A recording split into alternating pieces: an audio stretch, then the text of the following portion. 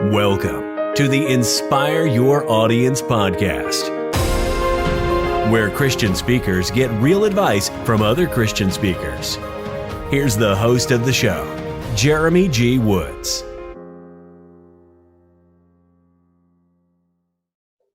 Hi, and welcome to our first episode of the Inspire Your Audience podcast.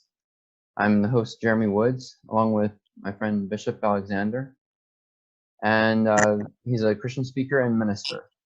So can't wait to interview him. I knew him when I went to college, and so I'm glad to have him as our first guest speaker. Okay, Bishop. Yes. So let's first start with your testimony. Well, first and foremost, thank you for the opportunity to be your first official guest on your worldwide podcast. I'm excited. Looking forward to hearing more podcasts come forward from you, and just truly counting the honor. So I just want to say thank you, Jeremy, and to all those listening. Thank you. In for a treat. He's very gifted, and so I'm encouraged. Was always encouraged by him in college, and I'm continually encouraged with him now as you move forward in your ministry. But to start off, I would say my Christianity has pretty much been a part of my whole entire life. A lot of it came from my parents and my family. They're very strong in their faith, but, growing up, I was like most typical, young people. I really didn't see myself as a preacher. That was pretty much on way, I just kind of was mostly like just every other kid, went to school, went to high school, was involved. And then when I got in junior college, I was approached by a young, well-known, renowned Southern gospel singer who was basically mentoring young people. And so I tell people at the end of the day, my plans in college were to, go to college, become an attorney, and, be a Christian, but not be like full-time ministry. I really didn't see myself doing none of that. But, but during that time when I decided to say, okay, I'll just see what happens, traveled under her ministry for 5-7 years. And that's where I began to realize that I did have a calling for the platform. And at the time, like many people in ministry, when you first start out, you really don't know. You might be, on the edge of the fence, wondering, okay, Lord, what is this? What am I called to do? Am I called to be a musician? Am I called to be a preacher? Am I called to be a missionary?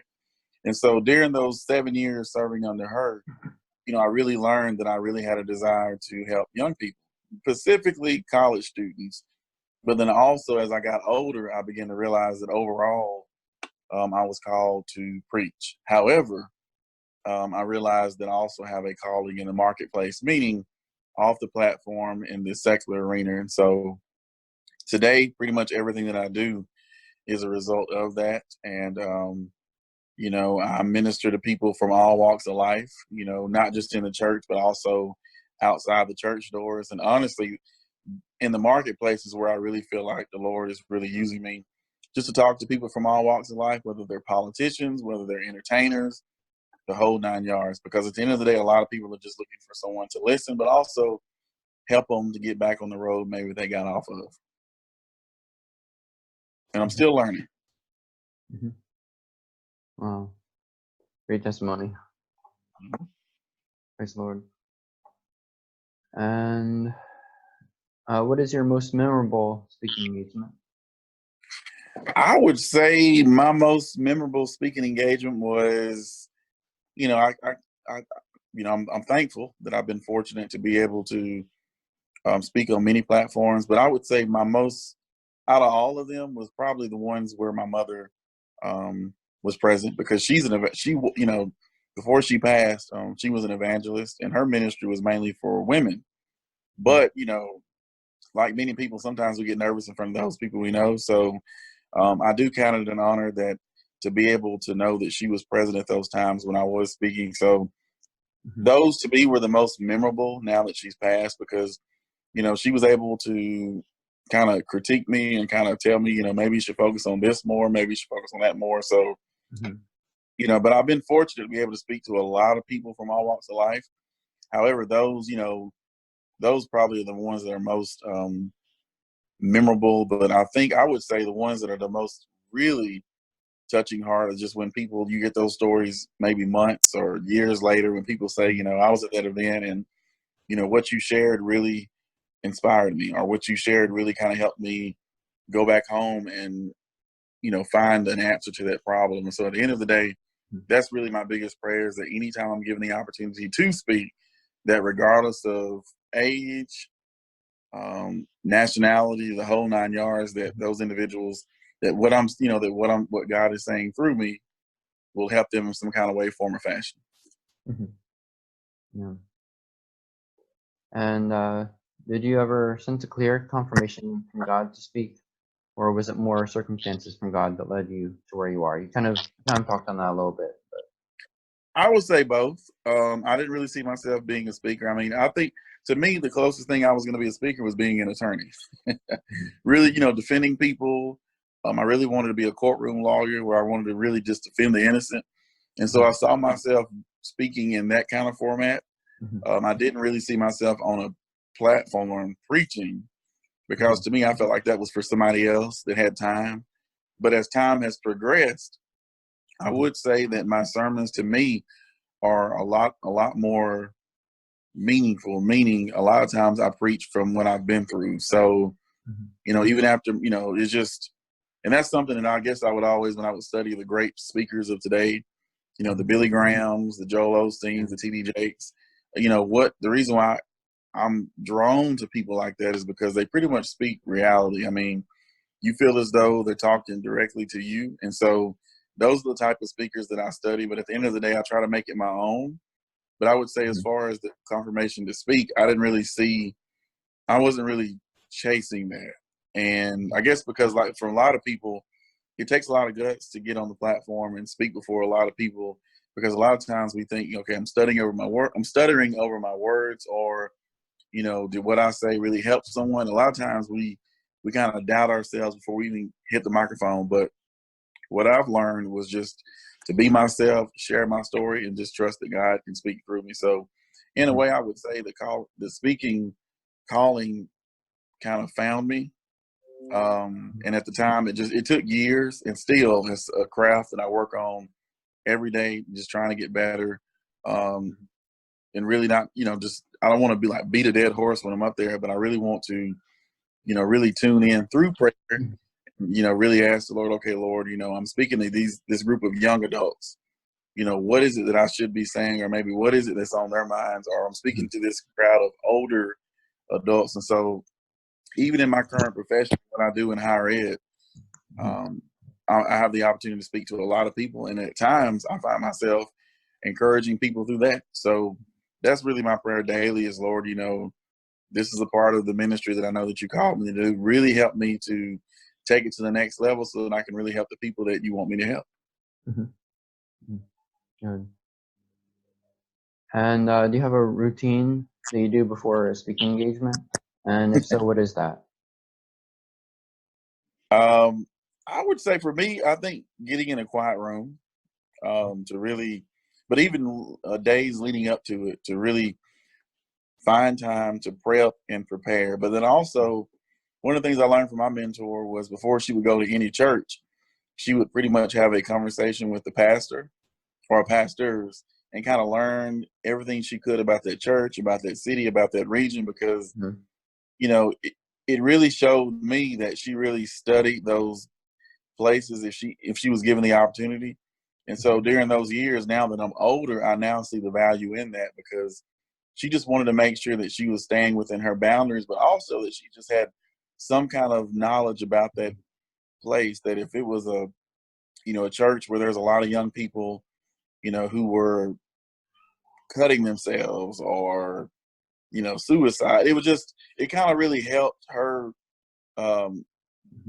craft her message. But then also for me as a preacher, it really helps to have a better understanding, because in those conversations, I've learned that if you go to a place that really needs encouragement, God can really use you. And so, but then there are times where I've been places where I didn't know nothing, and thanks be to God, everything that I talked about hit right on with what that church is going through. So I would say my routine is really just to really, get in a quiet place and just allow the Lord to really speak to me and really prep and prepare me, and then take, go in there and just let Him speak through me. Mm. And what is your favorite Bible verse and why? Ooh, my favorite Bible verse would be, and this has been my whole life, is Philippians 4:13. We can do all things through Christ who strengthens me.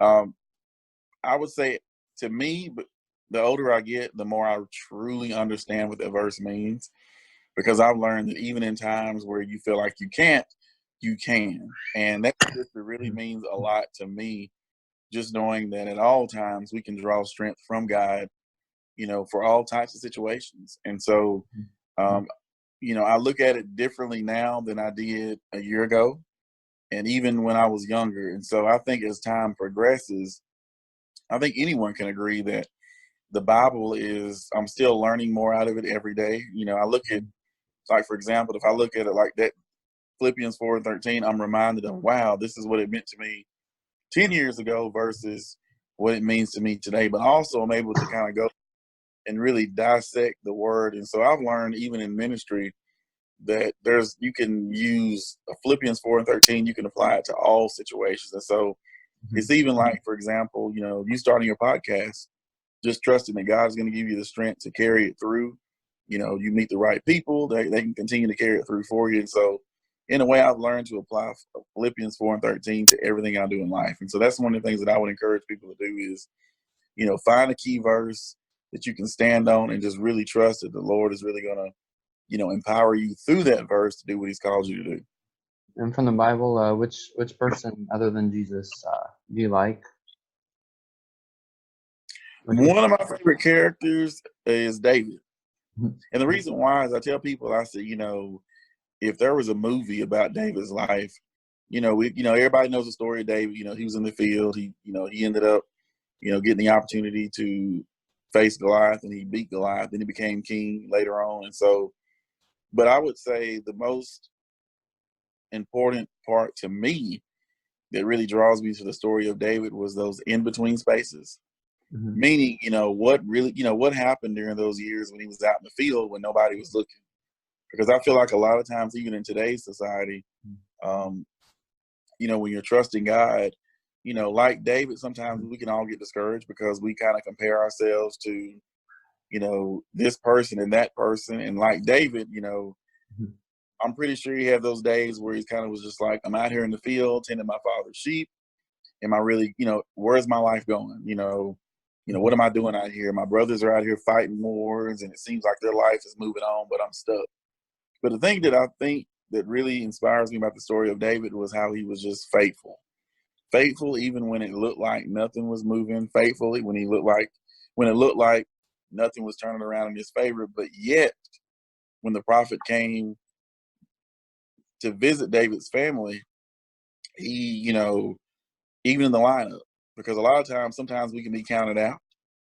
And so even when he was counted out, the Lord still spoke to Samuel, was like, this, the men that you're looking at, these are not the ones, there's still somebody. And so I've learned God will meet us right where we are, even when we feel like we're not where we're supposed to be. So David, and that's the kind of sermons that I love preaching, is about King David, because, I feel like in today's society, we are faced with all types of Goliaths ourselves. They try to break us down, they try to pull us down, but yet we need to go back to the story of David and remember he didn't fight Goliath, with his physical state. He pretty much trusted the Lord. He pretty much stood on the word of God, and through that, how he was able to defeat his giants. And so the story of David, I mean, I could talk for the rest of the day on that, but that's the reason why he's one of my favorite characters. Yeah. And what are your aspirations as far as speaking or otherwise? Ooh, I would say, well, because currently right now, I work in higher education. However, like today, I'm fortunate to be able to do, what I love as well in ministry, mainly on the weekends. And so one of my goals is I would love to write books one day, just start that now, and then as far as traveling, I would like to really, maybe speak full time Mm-hmm. down the road, if that, just because I see myself doing that. I see myself more like an evangelist, just traveling, because I love to travel and I love to go to new places, but also I love to inspire people. So, if that's part of the Lord's will, I would love to do that, just to kind of go to different places and really just share hope with people from all walks of life, Mm-hmm. and just help, because I love to help build up people. I love to encourage people. That's just who I am, and that's who my mother was. And so that's, part of my aspirations, and, just really helping people, get out of debt. One of my aspirations, and I mean, even myself, is to be debt free, but then Mm-hmm. also use funding to kind of help, fund scholarships and do things. And so kind of got a little big wish list, but I'm just going to trust that the Lord, if it's His will, He'll make those things come to reality. Mm-hmm. Looking back, what is the biggest impact you've seen God have in your life?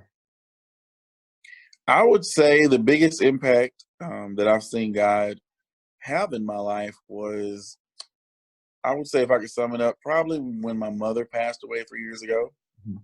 Hers was due to health complications, but I will tell people, grief is something that is, to me, because I went through it, it's something that, you deal with daily. And so I would say that's the biggest impact the Lord's had on my life, is showing me how to get through that dark valley daily, but Mhm. also how to share that wisdom with someone else who has experienced a similar loss. And so, in a way, I grew from that. It Mhm. was a difficult part of my journey, but through that is really when my faith and just the love of people got me through that, and it still does. And so Mhm.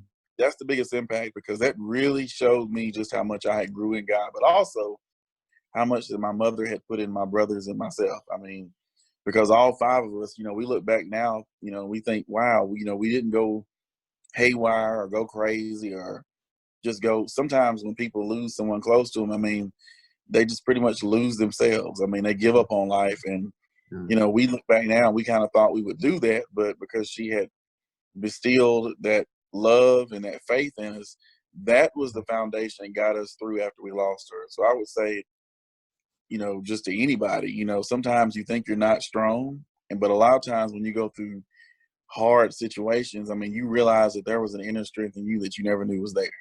Mhm. Mhm. What has been the biggest challenge that you faced as a speaker, and how did you overcome that challenge? I would say that my biggest challenge as a speaker is just still learning just to be myself on the platform, and really to own what I say and own how I carry out that message, and just trusting that God is going to use what I say to help somebody in the room. And Mhm. so the older I get, I guess I would say the more bolder I've became with the microphone, but also just really owning that. And so, and then also really taking my focus off who's in the room, because sometimes we phase ourselves out because we're like, oh my goodness, because I think the biggest thing that worries a lot of speakers is we're worried about rejection. Well, what if they don't receive? Well, a lot of times, what if they do receive it? It's just that, that's where we have to really trust God, is that if this is what we're called to do, then He will use it to get the glory. We just got to be an open vessel and allow Him to use us. And so I would say that's something that, I mean, I still get butterflies, Mhm. but I've noticed that the more, I would say a lot of it comes through the more I work on my craft, the more I get on the platform, Mhm. the more I begin to realize it's kind of like being at home, make it your own and just be yourself and just trust that God is going to use it. Because I've learned some of the people that I admire in the speaking world, they're just themselves. And a lot of them have said, I was too busy trying to be like that person. I was too busy trying to preach like that person, but yet it wasn't me. And then when I started just being me, that's exactly what the world needed to see. Mhm. And they needed it at that time. Mhm.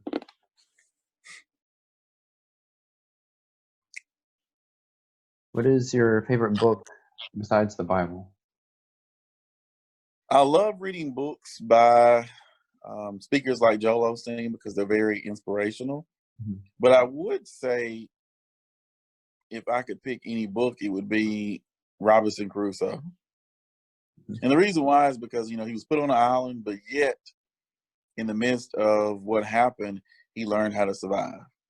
And so he learned how to make do with what he had. And so I would say, I'm glad you brought that up because, yeah, looking back, that was actually my most favorite book because, he learned, he was put in a situation where it was no way out, but yet he made it. He made a way. So, yeah, Mhm. Robinson Crusoe. Uh, and what was your most impactful childhood memory? I would say my most impactful childhood memory was playing with my brothers outside. When we were growing up, like many kids, we probably, there's probably people listening just thinking if I'm about to say Power Rangers, Mhm. but we would, pretend to be superheroes and we would just, our imagination, and a lot of it happened during the summer when we were out of school. And so, even looking back now, that was a time where we just, you know, we didn't have a worry in the world. We were just kids. And I think even in our adult years, sometimes we can have those moments where we kind of just turn the phone off, get rid of distractions, and just have a family night and not think about nothing else. And so I've learned to kind of have those nostalgic moments, even in what I do today, because a lot of times, we get so caught up in everything that we do that we forget to live. And so that would say, yeah, my favorite childhood memory was just when my brothers was just playing till the sun went down and, not worrying about anything. Do you listen to any Christian podcasts? And what do you find helpful or inspirational from them? I do. I listen to, well-known preachers, but Mhm. also I've been lately learning to, well, not learning, but kind of been, just curious to listen to, you know, just maybe uh, those who are not as well known. Learning that, because a lot of times we are quick to say, well, we'll judge a book because, just like by its cover. And so one of the things that I've been learning was to challenge myself is to just randomly pick a Christian broadcast and just listen to it because I've learned a lot of great things from that. And so I'm learning to kind of get out of my comfort zone and try new things and new speakers. Mhm. And do you have anything else that you'd like to add? Yes, my advice would be just for anyone, whether it's speaking or just serving in ministry, I would really encourage them to um, not run away from that calling. But then there's a lot of people I've learned even with time, as time goes, you grow and you mature into that calling. I would always encourage you never be afraid to ask questions. Definitely seek out mentors. A lot of times, people want to seek out the mentors who are famous. And if you're fortunate to be mentored by somebody like that, run with it. But if not, there's a lot of times the best mentors are those who are right around us, right under our nose. Mhm. Those older men and women who can really take us under their wing and just pass along that wisdom. And so I'd really encourage everyone listening to this podcast to really, you know, just seek out your calling, figure out what it is that you're called to do. Mhm. And when you know that that's what you're called to do in your heart, run with it and never look back and never let doubt or fear or what someone said or did stop you from getting to where you are. Because I've learned, when I have those times like that, I think, okay, I'm so thankful that people who were trailblazers and history makers didn't let no stop them, because if they did, that would have impacted history in a significant way. And so, in a way, I feel like the Lord is telling that to all of us, is that you're paving the way for somebody right behind you, and you can't give up, because if you give up, it's going to really impact what they're doing in their future. And so, to Mhm. all those listening to this, I would encourage them to continue to keep going after their dreams and never give up, because if they only knew the people that they were impacted, they would really see the true value in why the Lord has called them to do what they do. Mhm. Very good advice and wisdom for Christian speakers. Truly, thank you for the honor. I'm excited and look forward to listening to more of your podcast. Thank you, and may God give you a blessed and fruitful ministry. Thank you for tuning in to the Inspire Your Audience podcast. I hope you tune in to the next episodes. And if you're a Christian speaker, we can also do a platform audit for you. We do that for free. And also, if you want to be a guest, we'd love to welcome you on the show. And you can go find more information at www.inspireaudience.com/start-here. Thank you for joining in.